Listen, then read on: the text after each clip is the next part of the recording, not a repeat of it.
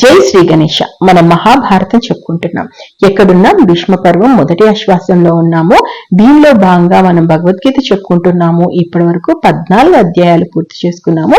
ఈ రోజు 15వ అధ్యాయం పంచదశ అధ్యాయానికి సంబంధించి దీనిలో మొత్తం 20 శ్లోకాలు ఉన్నాయి. ఇది పురుషోత్తమ యోగానికి సంబంధించింది.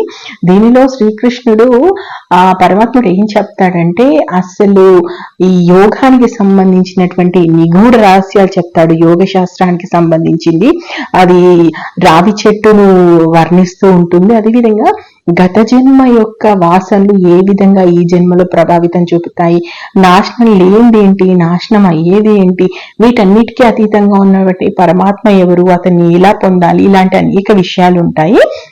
సో ఇది ఎలా ఉంటుందంటే, ముందుగా దేవదేవుడు అయినటువంటి శ్రీకృష్ణుడు ఇలా పలికాడు అనడంతో మొదలవుతుంది. శ్రీకృష్ణుడు అర్జునుడితో ఇలా చెప్తున్నాడు, అర్జున, మీదికి మొదలు కిందికి కొమ్మలు ఉన్నటువంటి రావి చెట్టు, అశ్వత్థ వృక్షం ఉంది కదా, దీన్ని నాశనం లేనిదిగా చెప్తారు. దీనికి ఆకులు వేదాలుగా ఉన్నాయి, దీనికి కొమ్మలు సత్వము మొదలైనటువంటి గుణాలతో ఉంటుంది.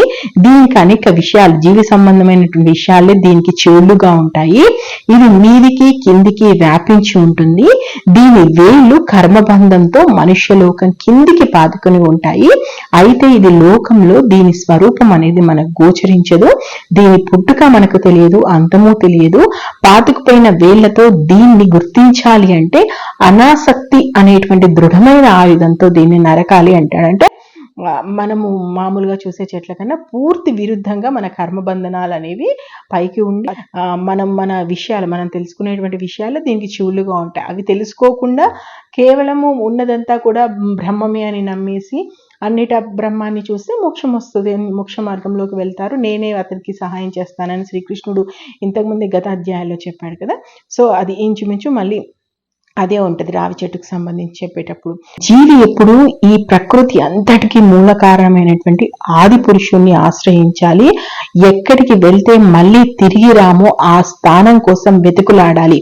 మనం మోహం, ఆసక్తి, దోషం లేని వాళ్ళు సర్వదా ఆత్మజ్ఞానంతో స్థిరంగా ఉండి కోరికలు విడిచిపెట్టి సుఖ దుఃఖాలు అనేవి ద్వంద్వం లేనివని తెలుసుకున్న వాళ్ళు ఉంటారో, ఎవరైతే జ్ఞానం లేని వాళ్ళు ఉంటారో వాళ్ళు ఆ స్థానాన్ని పొందుతారు. అంటే ఎప్పుడైనా సరే ప్రతి జీవి పొందాలనుకునేది ఏంటంటే, మళ్ళీ తిరిగి రానటువంటి స్థానం ఎక్కడుందో అది వెతకాలి. ఏదైతే ఆ స్థానం ఎక్కడైతే ఉందో అక్కడ సూర్యుడు కానీ, చంద్రుడు కానీ, అగ్ని కానీ దాన్ని ప్రకాశించలేదు. అది అసలు ఆ పరమపదాన్ని చేరుకున్న తర్వాత ఎవ్వరూ వెనక్కి రారు. సనాతనమైనటువంటి అంశ జీవలోకంలో జీవుడై ఉండి ఈ ప్రకృతి యొక్క పంచేంద్రియాలు, మనస్సు వీటికి ఆకర్షితుడై ఎప్పుడు ఈ జీవి అంటే ఈ మనస్సుకి లేదా ఈ ప్రకృతిలో ఉన్నటువంటి పంచేంద్రియాలు వీటికే ఆకర్షితుడే అక్కడక్కడ తిరుగుతుంటాడు అనమాట.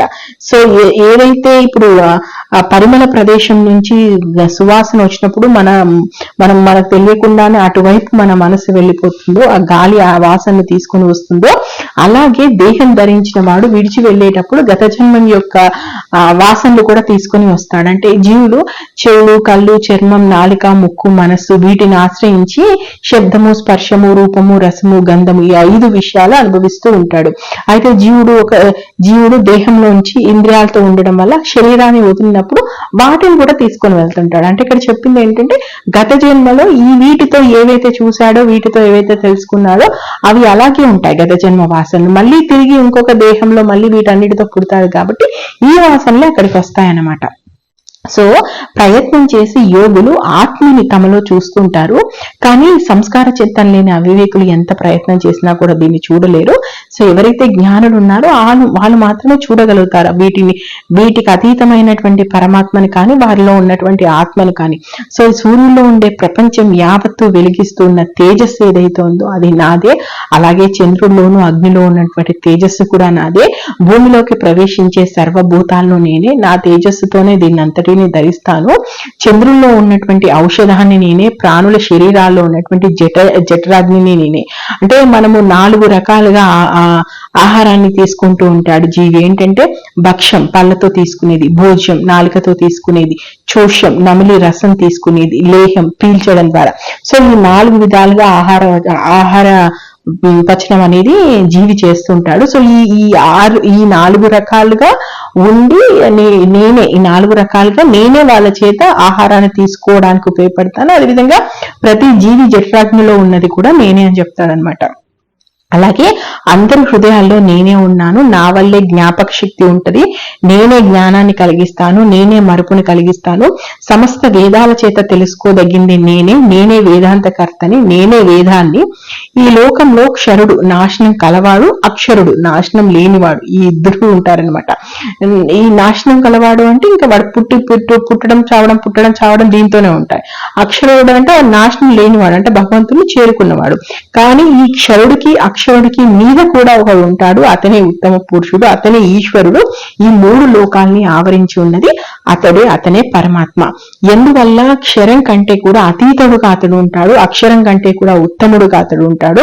వేదాలన్నీ కూడా అతన్నే పురుషోత్తముడు అని చెప్తాయి. ఆ పురుషోత్తముడిని తెలుసుకున్నవాడు జ్ఞానవంతుడు అవుతాడు. అన్ని వేళలా అన్నిటా అతన్నే భజిస్తూ ఉంటా. అంటే నేనే ఆ పరమాత్మను, అన్ని చోట ఉన్నవాడిని నేనే. ఈ నాశనం కలవాడికి నాశనం లేనివాడికి అంటే క్షరుడికి అక్షరుడికి మీద ఉన్నది నేనే అని చెప్తాడు. సో ఇది అర్జున ఎంతో రహస్యమైనటువంటి యోగ శాస్త్ర రహస్యం ఇది. ఇక దీన్ని తెలుసుకున్నవాడు బుద్ధిమంతుడు అవుతాడు, అన్ని కార్యాలలో కూడా సఫలీకృతుడు అవుతాడు, అంటే కృతకృత్యుడు అవుతాడు. కాబట్టి ఇది నువ్వు తెలుసుకోవాల్సినటువంటి విషయం చెప్తాడు. సో ఓవరాల్ గా మనకు 15వ అధ్యాయంలో శ్రీకృష్ణ భగవానుడు చెప్పింది చాలా తక్కువ, అంటే 20 శ్లోకాల్లో ఉన్నప్పటికీ చాలా విషయాలు ఉంటాయి దీంట్లో. అంటే ఒకటి ఈ ప్రకృతి వల్ల ఉన్నటువంటి దాన్ని కానీ, మన జ్ఞానేంద్రియాలు కానీ, లేదంటే మన ఏవైతే మనము శబ్దము, స్పర్శము, రూపం, రసం, గంధం ఇలాంటి అంటే కర్మేంద్రియాలు కానీ, ఇవన్నిటి ద్వారా మాత్రమే ఏదైతే తెలుసుకుంటున్నామో, ఏదైతే వింటున్నామో ఆ వాసనలో మరొక జన్మకు దారితీస్తున్నాయి. సో ఇలా జన్మలు మనిషి ధరిస్తున్నా అంటే జీవి ధరిస్తూనే ఉంటాడు, వాడిని క్షరుడు అంటాడు. కానీ వీటికి అతీతంగా ఉండి వీటి నుంచి భగవంతుని చూసేవాడు ఒకడు ఉంటాడు, అక్షరుడు, నాశనం లేనివాడు. కానీ ఈ రెండింటికి మించిన వాడు ఉన్నాడు, వాడే ఈశ్వరుడు. వాని గురించి తెలుసుకోవడానికి ఈ జ్ఞానం అంతా కూడా. సో రావి చెట్టు ఏ విధంగా ఉందని చెప్పాడో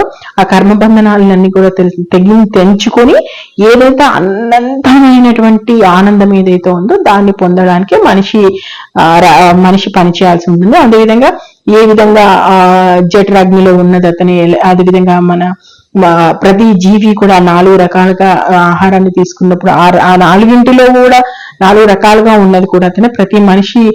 ప్రతి జీవి మనసులో ఉన్న తనే, జ్ఞానం ఇచ్చినా తనే, మరుపునిచ్చినా తనే. అజ్ఞాన బంధనాలు తెంచుకోవాలంటే ముందు దాన్ని గుర్తించాలని చెప్తాడు. ఇది యోగ శాస్త్రానికి సంబంధించినటువంటి రహస్యమని శ్రీకృష్ణుడు చెప్తాడు. శ్రీకృష్ణ పరమాత్మ ఇది చెప్పడంతో మనకు 15వ అధ్యాయం పూర్తయింది. మరి 16వ అధ్యాయంలో శ్రీకృష్ణుడు అర్జునుడికి ఏం చెప్పాడు, ఏం జరిగిందో మనం నెక్స్ట్ ఎపిసోడ్ లో చూద్దాం. నేను మహాభారతం ఉన్నట్టు చెప్పడానికి అయితే ప్రయత్నిస్తున్నాను, అది కూడా సింపుల్ గా మనకు అర్థమయ్యేలాగా. మీకు నచ్చితే ఆశీర్వదించండి. మహాభారతంలో ఇప్పటి వరకు ఏం జరిగిందో తెలుసుకోవాలనుకుంటే మన ఛానల్కి వెళ్ళండి, మహాభారతం ప్లేలిస్ట్ ఉంది, చూడండి. Thank you. జై హింద్.